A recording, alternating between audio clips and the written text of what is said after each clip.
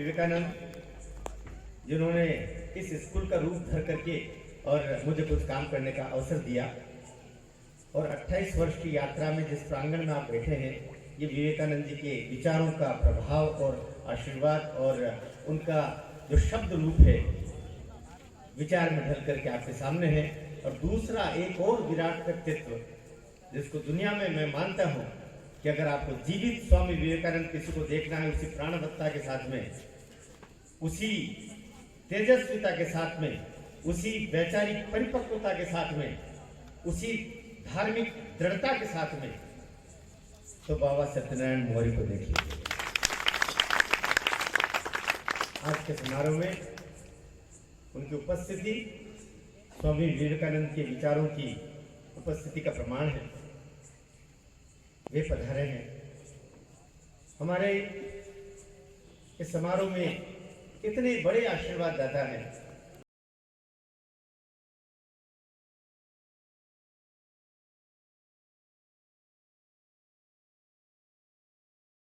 जो सचमुच मेरे लिए ये जीवन पर ऋण तो नहीं कहूंगा, लेकिन मैंने जो कुछ किया है उसका बड़ों के द्वारा जो पुरस्कार मिलता है उस रूप में यहाँ पर उपलब्ध है। श्रद्धेय बाबूजी राय सिंह जी राठौर, मैं आज के जो राजनीति के क्षेत्र में जो बंधु काम कर रहे हैं, दो उदाहरण देना चाहता हूँ बाबूजी का। कई बार मुझे एक कहते हैं कि बाबूजी नहीं निकलेंगे, बाबूजी नहीं आएंगे, लेकिन याद रखिए लगभग 75 वर्ष की अवस्था हो रही होगी, 75-80 के बीच में से बाबूजी कहते हैं कि अभी तो उम्र की शुरुआत हो रही है। लेकिन इस अवस्था में भी जो मेरे लिए पिछले वर्ष भी निकल के आए, पूरे जिले में और नगर में इतने आयोजन हुए, लेकिन बाबूजी टाउन हॉल के राष्ट्रीय खेल संगम के उस समारोह में आए और आज पुनः बाबूजी ने अपनी कृपा की वर्षा की और यहाँ पर उपस्थित हुए हैं। उनके लिए आपकी तालियां बज जाए तो मुझे बहुत अच्छा लगता है। मैं एक बात कहना चाह रहा हूं, आज से कोई 40 साल पहले खरगोन में पहली बार बाबूजी के दर्शन हुए। एक कवि सम्मेलन नगर पालिका को आयोजित करना था। बाबूजी तक मुझे परशुराम जी चौहान लेके गए, क्योंकि संघ से हमारा जुड़ाव था, ये अपनी विचारधारा के हैं। बाबूजी देखिए, बाबूजी उस समय विधायक थे, उन्होंने बिना कुछ जाने और विचारधारा के प्रति दृढ़ता क्या होती है, दो उदाहरणों से मैं बताना चाह रहा हूं। केवल ये कि ये हमारी विचारधारा से जुड़ा हुआ लड़का है। मैं केंद्रीय विद्यालय में शिक्षक हुआ करता था, तब कॉलेज में नहीं था, तब तो पीएचडी में नहीं था। उस समय इतना बड़ा समारोह कि दुनिया भर की चैनल्स नहीं होती थी, एकमात्र चैनल हुआ करती थी दूरदर्शन DD1 के नाम से, जिनको आज हम जानते हैं। और उसमें एक सीरियल चला करता था कक्का जी कहीं, जिसमें शैल चतुर्वेदी जी आया करते थे। दुनिया के जितने हिंदी कवि आप सुन रहे हैं आज भी, उस समय भी, उस समय के सर्वाधिक आइकॉनिक कवि कोई था तो शैल चतुर्वेदी थे। और शैल चतुर्वेदी जी को बुला करके उस कवि सम्मेलन का संचालन करने की जिम्मेदारी बाबूजी ने मेरे जैसे लड़के को दे दी। उसके बाद में क्या हुआ ये खरगोन का इतिहास जानता है। उसी कवि सम्मेलन में बाबूलाल जी ने मुझे सुना, वो तोता तोता, और वे बहुत समय से फिर बाबूलाल जी उस गीत को गाते रहे और हमारे रिश्तों की बुनावट का शुभारंभ। उसके बाद में मैं सोचता कि राजनीतिक लोग अपना काम होने के बाद भूल जाया करते हैं। एक बार सर मैंने फोन कर दिया केंद्रीय विद्यालय से, और जो मेरे बच्चे का जन्मदिन है और इस 30 तारीख को है, आपका आशीर्वाद। मैं सोचता कि खाली मोबाइल तो जमाने थे नहीं, फोन पर बोल देंगे। मुझे आश्चर्य से मेरी आंखें फटी की फटी रह गई।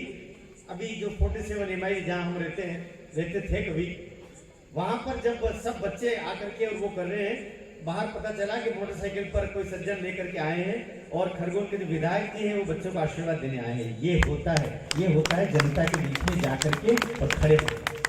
ये दो उदाहरण बताना चाह रहा हूं। उनका यहाँ पर होना मेरे पिता के यहाँ होने के बराबर है। मैं उनको बारंबार उनके चरणों में नमन करता हूं। बाबूलाल जी महाजन, वे औरों के लिए पूर्व विधायक, दुनिया भर का एक बड़ा नाम, एक बड़ा संघर्षशील व्यक्तित्व, किंतु मेरे लिए ये परिवार के सदस्य की तरह रहे।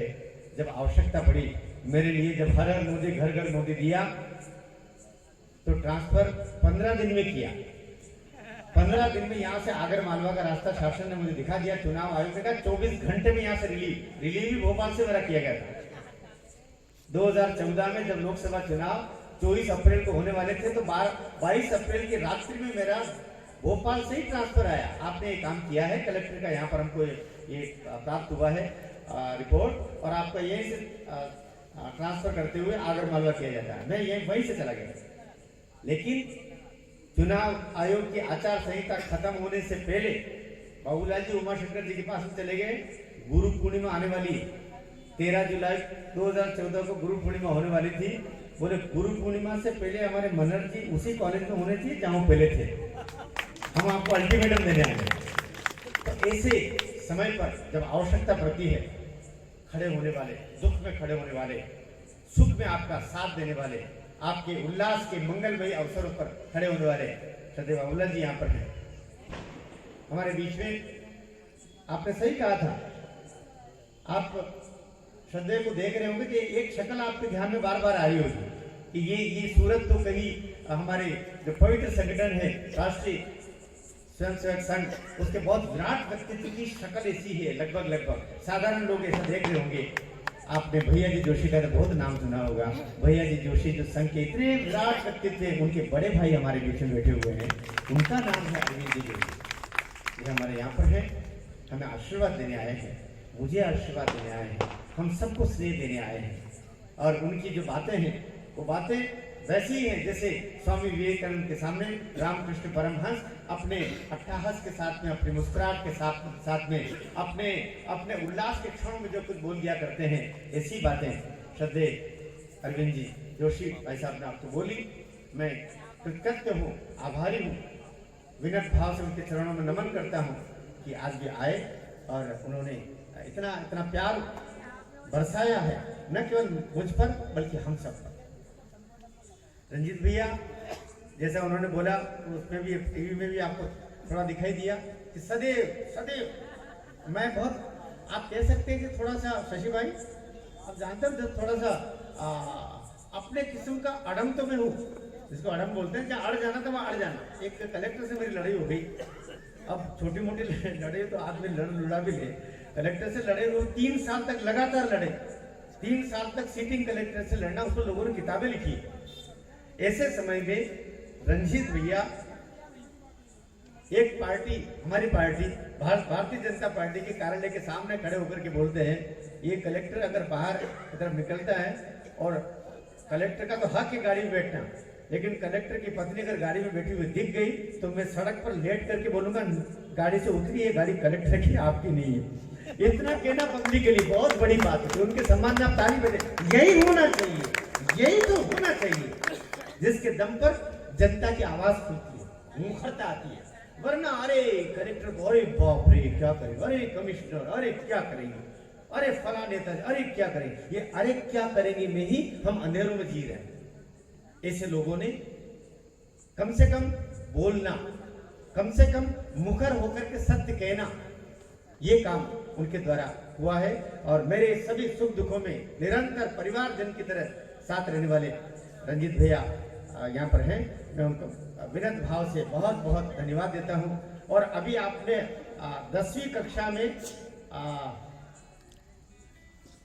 बेस्ट 5 अर्थात ये जो 6 विषय हैं, 7 विषय है, उसमें से 5 विषय में पास होकर के, और उन 5 विषयों में जो सर्वाधिक नंबर आएंगे उसी के आधार पे आपकी मेरिट बनेगी। और 2 विषय में पास न भी हो पाए तो कोई बात नहीं, लेकिन 5 में आपको पास होना है और नंबर भी उसी क्रम में आपको जुड़ेंगे।